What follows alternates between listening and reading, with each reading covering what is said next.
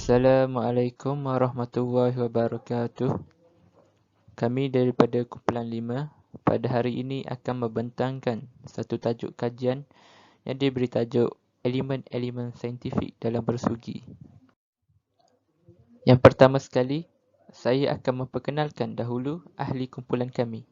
Yang pertama, saya Muhammad Hafian bin Ismail, nombor matrik 2020454634. Yang kedua, Muhammad Farid Hamzah bin Zuhadi dengan nombor matriksnya 2020613154. Okey, next kita akan bergerak kepada pengenalan. Pengenalan ni kita akan bercerita tentang definisi bersugi. Bersugi atau miswak ataupun di dalam bahasa Arab disebut sebagai siwak adalah suatu perbuatan bagi membersihkan mulut dan gigi. Dalam kami mengkaji elemen-elemen saintifik dalam amalan bersugi, objektif sebenar kami adalah bertujuan untuk memantapkan kembali pengetahuan yang sedia ada tentang bersugi agar sunnah Nabi ini tidak dilupakan di zaman yang sebelum maju ini. Walaupun pada masa kini orang ramai lebih cenderung untuk menggunakan berus gigi untuk menjaga kebersihan gigi mereka, namun kita sebagai umat Islam mempunyai ilmu tentang amalan bersugi kerana jika bukan kita sebagai umat Nabi Muhammad SAW, siapa lagi akan mendalaminya serta mengamalkan sunnah-sunnahnya. Bahagian seterusnya adalah tentang alat bersugi. Ciri-ciri alat yang sesuai untuk bersugi adalah yang suci dan kesat seperti kayu siwak atau dikenali kayu dahan zaitun, kayu yang berbau menyegarkan, pelepah kelapa dan kain. Namun, akar pokok arak merupakan alat sugi yang lebih afdal kerana baginda SAW bersugi menggunakan akar pokok arak. Ini berdasarkan riwayat daripada Abdullah bin Mas'ud radhiyallahu anhu berkata yang bermaksud, aku telah memotongkan untuk Rasulullah SAW alat untuk menggosok gigi daripada akar pokok arak. Seterusnya, saya akan berkongsikan pula hikmah dan faedah bersugi. Daripada kita melakukan amalan sunnah tersebut, kita akan mendapat yang pertama sekali, mendapat keredaan Allah Subhanahu Wa Taala. Yang kedua, melindungi daripada kerosakan gigi. Yang ketiga, dapat membersihkan gigi, lidah dan mulut. Yang keempat, menguatkan gusi dan gigi. Yang kelima, menghilangkan bau busuk mulut. Dan yang keenam, menambah selera makan. Bahagian yang seterusnya adalah tentang cara-cara bersugi dengan menggunakan kayu sugi. Langkah yang pertama, rendam kayu sugi semalaman di dalam air supaya kayu sugi menjadi lebih lembut. Menggunakan kayu sugi yang keras akan merosakkan gusi, malah mungkin boleh mematahkan gigi. Langkah yang kedua adalah potong bahagian kulit batang kayu sugi pada kadar yang diperlukan sahaja, sekitar 2 cm sehingga 20 cm. Dan langkah yang ketiga, gigit hujung kayu sugi supaya tekstur kayu sugi menjadi seperti berus. Okey, seterusnya kita teruskan dengan langkah bersugi yang keempat. Seperti mana yang kita tahu, apabila kita makan atau memasukkan makanan ke dalam mulut, dengan sendirinya, sisa-sisa makanan akan melekat di dalam sekitar mulut, seperti di lidah atau celah-celah gigi. Oleh itu, kita perlu menggosok bahagian itu seperti gigi, lidah dan juga lelangit dengan bahagian siwak yang telah menjadi berus. Okay. Dalam pada itu juga, seperti mana yang kita tahu bahawa sisa-sisa makanan yang masih melekat di bahagian dalam mulut akan mengeluarkan bau yang kurang enak atau kurang menyenangkan. Bagi mengatasi masalah tersebut, kita perlulah memberus sehingga kita merasa bersih dan mulut kita berbau harum. Okey, akhir sekali, kita teruskan dengan langkah yang kelima. Okey. Kayu sugi tidak menggunakan konsep pakai buang, iaitu sekali pakai dan kita terus buang. Ianya bukan menggunakan konsep tersebut. Kayu sugi kita boleh gunakan secara berkali-kali sehingga berus sudah menjadi halus atau tidak kasar untuk memberus pada gigi. Okey.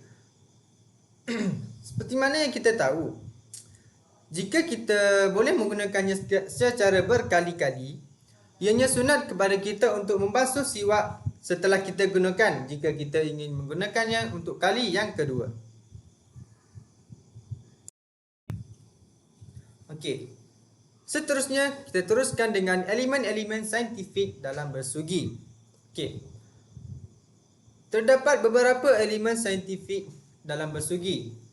Yang pertama adalah trimetilamin. Okey. Apa itu trimetilamin? Trimetilamin berguna untuk menghilangkan karang gigi dan juga kotoran. Okey, sebelum itu, bagi sesiapa yang belum tahu, karang gigi adalah mendapan atau kotoran yang termendak dan mengeras di bahagian permukaan gigi. Okey. Selain itu, trimetilamin juga berfungsi sebagai antibakteria, antiinflamasi dan juga mampu menstimulasi gingiva atau gusi. Okey. Yang kedua adalah fluorida. Okey. Apabila menyebut tentang fluorida, semestinya sudah terlintas dalam kepala kita tentang ubat gigi. Ianya kerana ubat gigi juga mengandungi fluorida.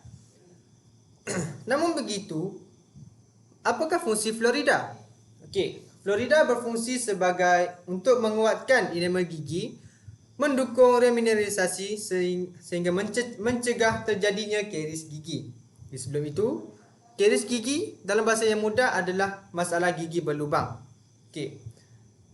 Iron fluor juga membentuk kesan penghalang terhadap pertumbuhan bakteria pada pelak gigi. Okey.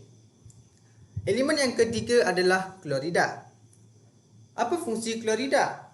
Klorida berfungsi sebagai penghalang pembentukan kalkulus dan juga membantu menghilangkan stain intrinsik daripada gigi. Elemen yang keempat merupakan vitamin C.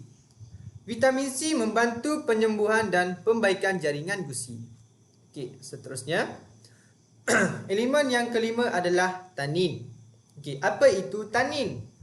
Tanin merupakan molekul fenolik yang mengandungi zat astringent yang dapat melindungi gingiva atau gusi. Okey. Yang seterusnya adalah resins. Bagi sesiapa yang belum tahu, resins merupakan produk amorphous yang membentuk lapisan pelindung untuk mencegah gigi daripada karies atau daripada terjadinya masalah gigi berlubang. Yang seterusnya atau yang ketujuh adalah saponin. Saponin mempunyai sifat seperti sabun, iaitu dapat melarutkan kotoran. Ianya juga dapat digunakan sebagai anti-inflamasi atau anti keradangan gusi. Elemen yang terakhir adalah sulfur. Apa itu sulfur dan apakah sifatnya? Sulfur mempunyai bau dan rasa yang pedas. Okey. Bau dan rasanya yang pedas itu digunakan untuk melindungi gigi daripada karies. Okey, baiklah. Sekarang kita telah selesai dengan beberapa elemen saintifik dalam bersugi. Kita teruskan lagi dengan hukum-hukum bersugi. Hukum bersugi secara amnya adalah sunat. Okey.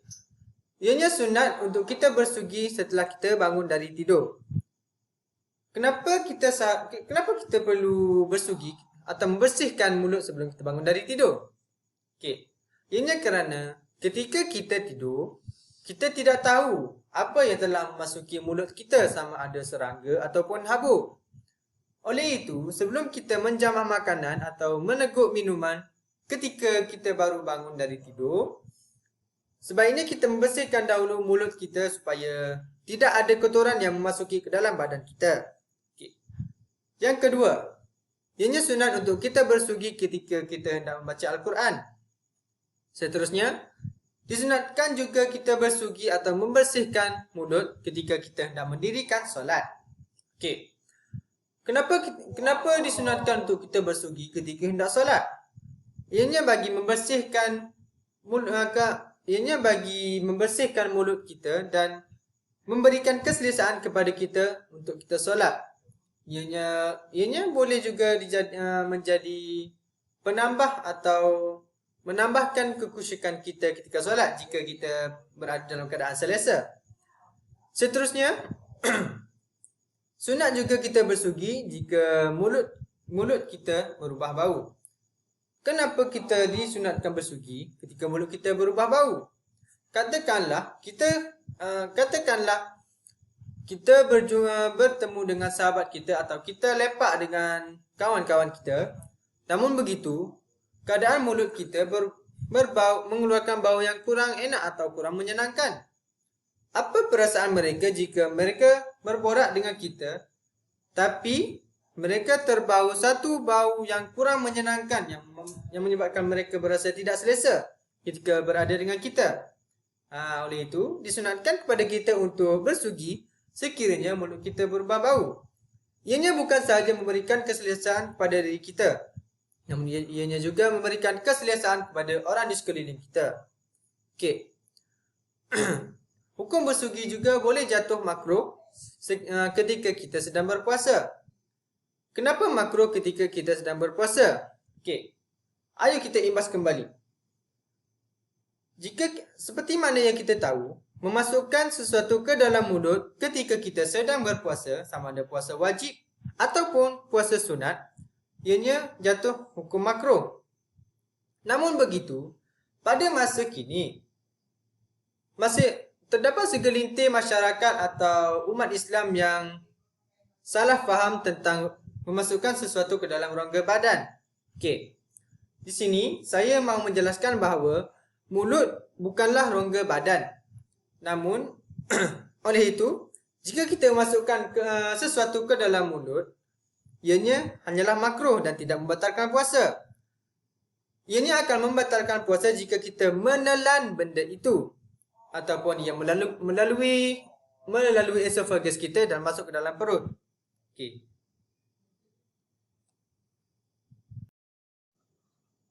Okey, seterusnya kita teruskan dengan hadis-hadis tentang bersugi.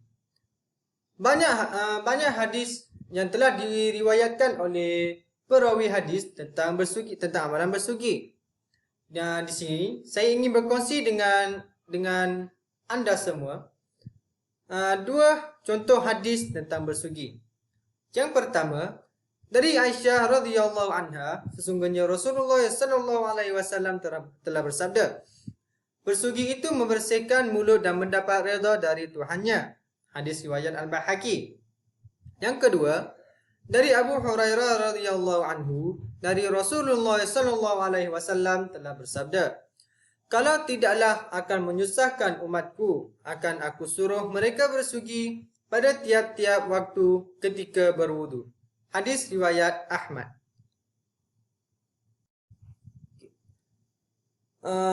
Setelah tamatnya perbincangan kita sebentar tadi, dapat saya simpulkan di sini bahawa amalan bersugi juga adalah termasuk dalam salah satu sunnah Nabi Muhammad SAW. Oleh itu, kita sebagai umat Islam haruslah berusaha untuk mendalami dan mengamalkan sunnah-sunnah Nabi kita, iaitu Rasulullah SAW. Ianya kerana telah menjadi tanggungjawab kita sebagai seorang mukmin untuk terus menghidupkan sunnah-sunnah Nabi kita. Kerana kalau bukan kita, siapa lagi yang akan menghidupkan dan mengamalkan sunnah-sunnah Nabi kita? Dalam pada itu juga, bersugi seharusnya menjadi amalan yang menjadi rutin harian kita kerana ianya mempunyai banyak faedah yang sekaligus dapat membantu serba sedikit untuk melancarkan tugasan harian kita. Sampai setakat itu sahaja perbincangan kami pada kali ini. Assalamualaikum warahmatullahi wabarakatuh dan terima kasih. Okey, saya membuka kepada sesiapa yang ingin menunjukkan soalan kepada kami. Saya mempersilakan.